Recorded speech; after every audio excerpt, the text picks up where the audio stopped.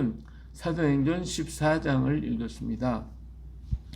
예, 사도행전 14장에서는 바울과 바나바가 나가서 정갈 때에 많은 역사가 일어난가 하면, 또 바울과 바나바를 시기하는 사람들, 싫어하는 유대인들이 선동해서 이렇게 가는 곳곳마다 괴롭히고 있음을 볼 수가 있습니다.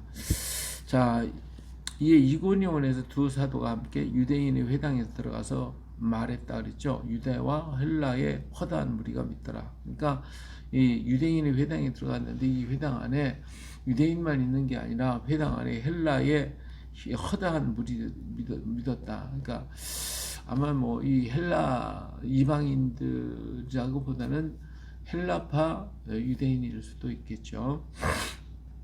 하여튼 많은 사람들이 믿게 됩니다. 그러나 순종하지 아니하는 유대인들이 이방인들의 마음을 선동하여 형제에게 악감을 품게 했다. 그래서 이 유대인들은 계속해서 이 바울의 하는 일들에 가서 회방을 놓죠. 여기서 했던 것이 저쪽 가서 또 연락이 되고 서로 연결이 돼가지고 가는 데마다 이렇게 악감을 품게 했어요. 하지만 두 사도가 오래 있어서 주를 힘입어 담대히 말하니 주께서 그들 손으로 표적과 이 기사를 행하게 하셔 주사 자기 은혜의 말씀을 증언하시니. 그러니까 이러한 역사 속에서 하나님께서 말씀만 이렇게 전하게 하는 게 아니라 이적과 기사를 행하게 해서 많은 병든 자가 고침을 받는다거나 어떤 여러 가지 현상들이 막 일어나게 되니까 사람들이 이렇게 믿음을 갖게 되지만, 또 그걸 뻔히 보면서도 이렇게 반대하는 유대 사람들은 뭐 끝까지 달려가면서 어쨌든 덤비들어서 이를 갖다가 모욕을 하고 돌로 치려고까지 했다라고 하는 것을 볼 수가 있습니다. 뭐 유대인들은 그러겠죠. 하나님을 믿어야 돼. 하나님이 아니라 왜 예수 믿으라고 하느냐, 이건 뭐 이단 아니냐 해가지고 아마 돌로 쳤겠죠. 이렇게 하니까 감당이 안 되니까 도망을 쳤어요. 이 두 사도가 도망을 쳐서 루가오니아의 두 성 루스드라와 더베와 그 근방으로 가서 또 복음을 전하는 거예요. 하여튼 뭐 핍박을 받든 어떻든 간에 그들은 가서 외치고 전하는 게 이게 전도자의 사명 아니겠습니까? 자, 그런데 이 루스드라에 발을 쓰지 못하는 한 사람이 앉아 있었어요. 나면서부터 걷지 못하고 걸어본 적이 한 번도 없는 사람이었어요. 근데 바울이 이렇게 복음을 전하고 있을 때 그가 정말 정신을 다하여 이렇게 듣고 있으면서 그 마음에 믿음이 있는 것을 봤어요. 그래서 그 구원받을 만한 믿음이 그에게 있었다. 그 마음을 보니까 정말 믿음을 갖고 열정을 가지고 있는 그 마음을 보고 바울이 외쳤죠. 큰 소리로. 이제 거기 지금 사람들이 가득 차 있는데 큰 소리로 외쳤어요.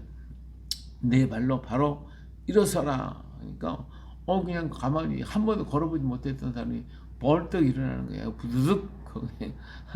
그냥 지금까지 묻혔던 모든 그냥 기능들이 그냥 부드득하고 일어나가지고 일어나서 걷는 그 앞에서 걷는 거예요. 그러니까 뭐 난리가 났죠. 여기서 이방인들은 뭐 그냥 이런 기적을 처음 보니까 도대체 이게 웬일이냐 해가지고 그 사람들이 막 소리질러 말하기를 신이 우리들 가운데 내려왔다. 신이 사람들의 형상으로 우리 가운데 내려왔다. 막 그냥 난리가 났습니다. 그때 처음 전에 있었던 바나바는 제우스 신이고, 그 다음에 바울은 그 앞에서 얘기하고 일을 이루니까 헤르메스라 이러면서 막 난리가 나니까 이 제우스 신당의 제사장들이 막 화환을 가지고 막 나와가지고 제사를 지내겠노라고 신이 내려왔다고 난리가 난 것이죠. 막 제사를 그 앞에 지내겠다고 그랬어요. 우리 같았으면 그냥 은근슬쩍 가만히 있다가 사람들 모였을 거기서 복음을 전했을지도 모르겠는데, 하여튼 이 바울 사도는 그렇게 하지 않았죠. 그들 앞에 자기 옷을 찢어버리고 그들 속에 들어가서 여러분 아닙니다. 우리는 신이 아니고 우리는 당신들과 똑같은 사람입니다 하면서 이렇게 정말 자기 자신을 드러내 내가 인간입니다라고 하는 것을 전하면서 내가 우리가 이렇게 복음을 전하는 것은 이 헛된 일을 버리고 이 헛된 일, 지금까지 우리 이렇게 제우스 신이라든지 이런 여러 신들에게 제사드린 거 이거 버리고 천지 만물을 창조하신 그 살아계신 하나님께로 돌아오게 하려 하는 것이다. 하나님이 지나가는 세대는 우리가 모르기 때문에 이들이 자기들이 마음대로 자기 길을 가게 했지만 이제는 하나님이 우리를 보내셔서 정말 만물의 창조자가 누구이시고 우리를 대속가에서 구원해 주신 분이 누구신가를 이제는 만방에 알리게 하셨으니까 그들이 이제 그분을 믿어야 된다라고 하는 일을 이렇게 하면서 겨우 우리를 말렸습니다. 자, 말리고 그들이 이제 복음을 받아들이고 그렇게 한 믿음을 갖게 만들고 있는데 이때 또 안디옥과 이고니오에서 유대인들이 또 와가지고 사람들을 충동이가 이건 뭐 잘못된 거다 거짓된 거다 막 그랬겠죠. 그래서 그냥 해가지고 바울을 갖다가 그 자리에 돌을 쳤는데 얼만큼 때렸는지는 모르지만 하여튼 바울이 죽어버리고 말았어요. 죽었어요.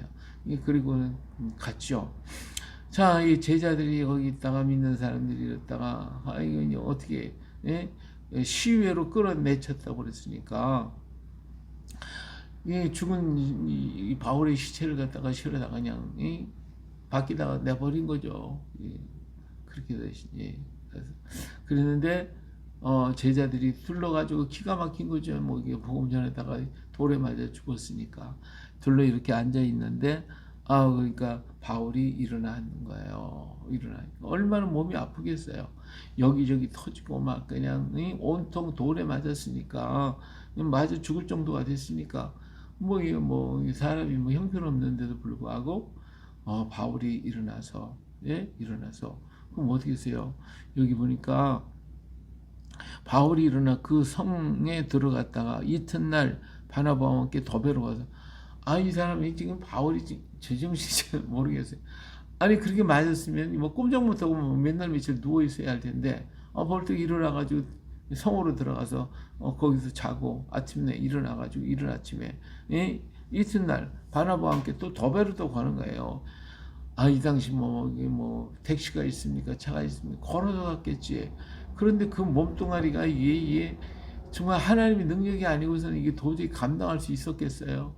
정말 하나님께서 그에게 새 힘을 주셨고 어떻게 했든지 간에 일어나서 그 다음날 더베로 가서 거기 가서 또 복음을 전하는 거예요.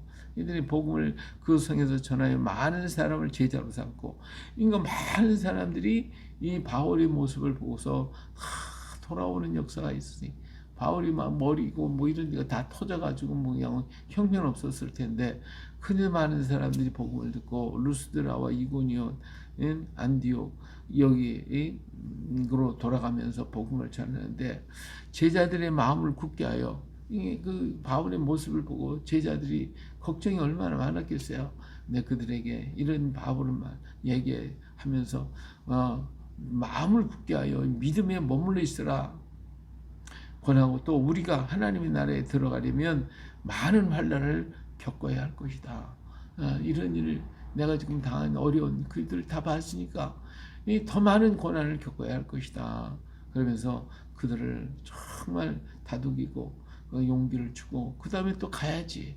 왜? 이들은 자기 생애 안에 예수님이 오신다고 그랬기 때문에 빨리 가서 한 사람이라도 이 복음을 전해야 되니까 가서 또 전하기 위해서 그는 또 일어나서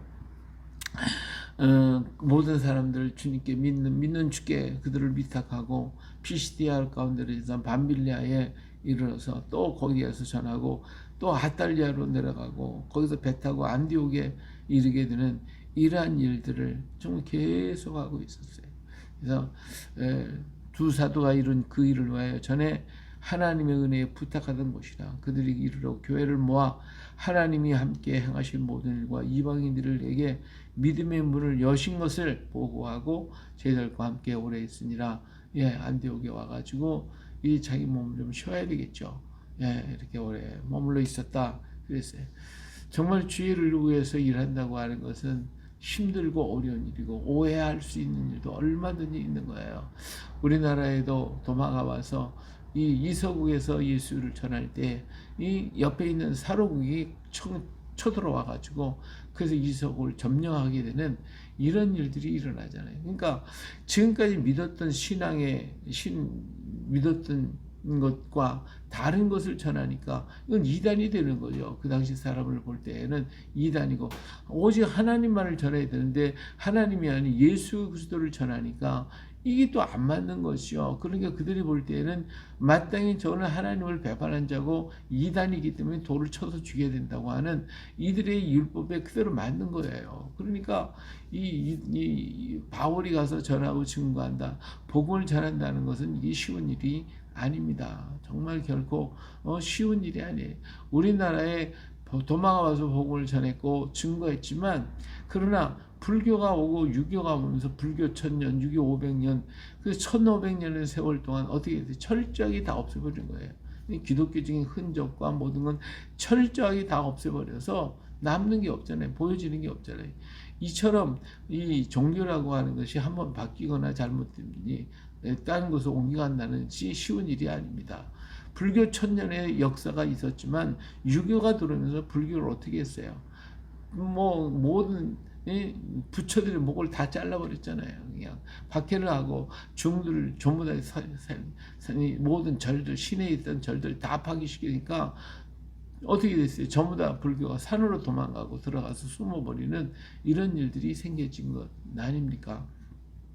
이처럼 예수 그리스도 하나님을 하나님이라고 하는 것을 유대인들이 하나님을 믿었는데 그 하나님만 알던 그들에게 예수를 전하니까 이게 안 맞는 거죠. 이들은 저건 다른 신을 전한다고 그렇게 생각을 했을 것이고, 그렇기 때문에 그들은 핍박할 수밖에 없는 그런 상황에 놓여 있던 것은 당연한 거예요. 오늘 우리가 가서 다른 민족에게 또 다른 종교를 가진 사람들에게 복음을 전한다는 것은 정말 위험한 일이고 생명이 위태로운 그러한 역사가 일어날 수밖에 없는 거죠. 그런데도 불구하고 바울과 바나바 이들은 정말 예수님께서 우리 생에 다시 오신다라고 하는 이것 때문에 한 사람이라도 다 가서 복음을 전해서 믿게 만들려고 하는 이 애절하고 절절한 이들의 믿음을 볼 수가 있습니다. 그렇기 때문에 돌에 맞아서 다 죽었다가 다시 깨어난 이 바울 사도의 그 몸뚱아리가 이게 만신창이가 됐을 텐데 불구하고 그리고 또 일어나서 돌아가고 있는 이 모습을 볼 때에 정말 그들의 열정과 그들의 뜨거운 마음을 우리가 읽을 수 있지 않습니까? 오늘 시대 속에 우리에게 이 사명 주시고 이 일을 맡겨주시는데 이 사명을 우리가 게을리해서야 어떻게 하겠습니까? 우리가 더 힘을 내고 열심을 내서 주의 복음을 전하고 외치고 증거하는 것, 그것이 곧 하나님께 영광이고 우리에게 축복이 되어지고 이 민족의 복이 되는 것이거든요. 주의 오실 날이 가까이 왔으니 우리가 더 힘써 외치고 전할 때에 하나님께서 우리들의 손길을 통한 이적과 기사를 드러낼 것이고 역사하시고 나타내 주실 것입니다. 믿음 가지고 더욱더 힘차게 전진해 가는 우리 모두가 되시기를 예수님의 이름으로 축복합니다. 할렐루야.